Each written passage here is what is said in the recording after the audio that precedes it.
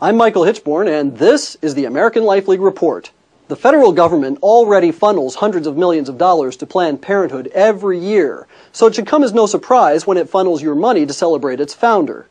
The Smithsonian National Portrait Gallery recently opened a new, federally funded exhibit that, according to the museum's curator, celebrates women who have challenged and changed America over the past century. Included in the list is notorious liberal feminist Margaret Sanger.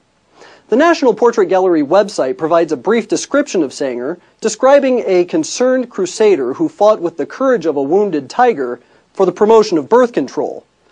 What the Smithsonian exhibit fails to mention, however, is that Margaret Sanger founded the largest abortion chain in the country, now known as Planned Parenthood.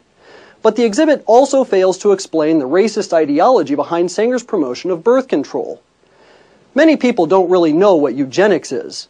Eugenics is defined as belief in the possibility of improving the qualities of the human species by discouraging reproduction by persons having genetic defects or presumed to have inheritable, undesirable traits. Essentially, eugenics is the creation of a master race by controlling who has children and who doesn't.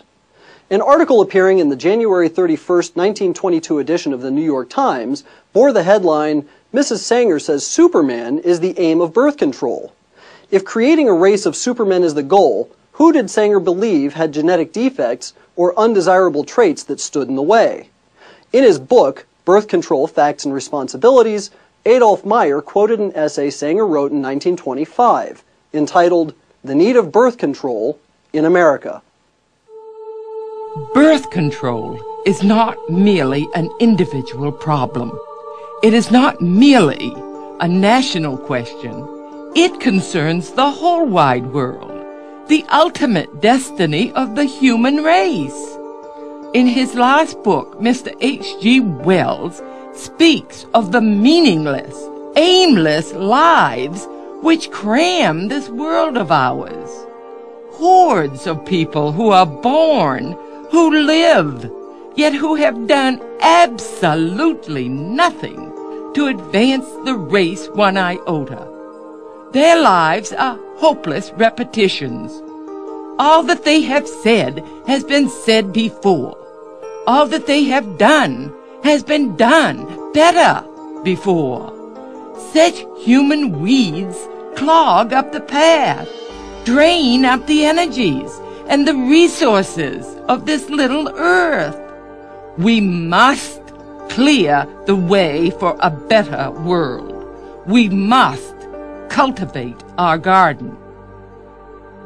In 1922, Sanger wrote a book entitled The Pivot of Civilization. In it is a chapter called The Cruelty of Charity, where she blasts programs that provide medical and nursing facilities to slum mothers as insidiously injurious. In the same book, Sanger called for the cessation of charity, for the segregation of morons, misfits, and the maladjusted, and for the sterilization of genetically inferior races. She also argued that organized attempts to help the poor was the surest sign that our civilization has bred, is breeding, and is perpetuating defectives, delinquents, and dependents. The Birth Control Review was Sanger's official publication for the American Birth Control League, and in 1932 she outlined her plan for peace.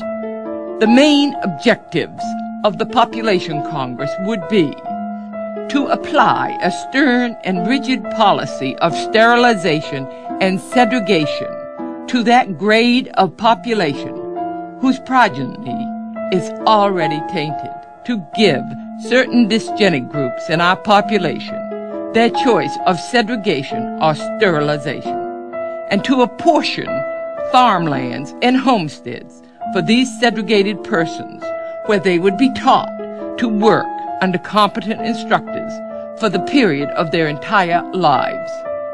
Sanger's admiration for the eugenics programs of Nazi Germany were well known at the time.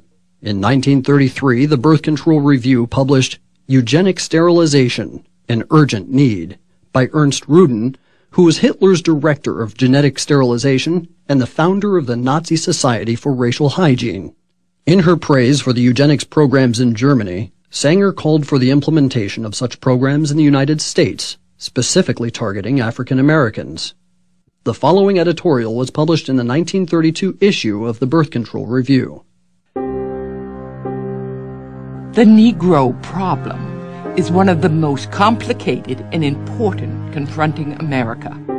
Whatever the ultimate answer may be, such an attitude brings to light the function of birth control as a necessary agency in its solution. The present submerged condition of the Negro is due in large part to the high fertility of the race under disastrously adverse circumstances. Thus, the question arises, to what extent birth control has had a eugenic effect upon the Negro race? If any question should remain about Sanger's racist agenda, a 1939 letter she wrote to Dr. Clarence Gamble should remove all doubt.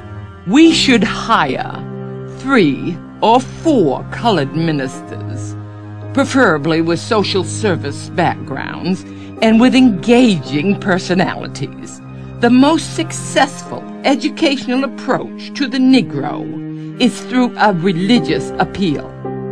We don't want the word to go out that we want to exterminate the Negro population. And the minister is a man who can straighten out that idea if it ever occurs to any of their more rebellious members. Can there be any wonder why Planned Parenthood opens its facilities in poor inner-city neighborhoods populated by minorities? Can there be any doubt that Sanger's philosophy of creating a pure race is what fuels Planned Parenthood's support of embryonic stem cell research? Margaret Sanger was a racist. She's responsible for the millions of babies that have been ethnically cleansed from our country and should not be celebrated by the taxpayer-funded Smithsonian. Please visit the website and contact the Smithsonian demanding that materials on Sanger be removed from the exhibit. For American Life League, I'm Michael Hitchborn.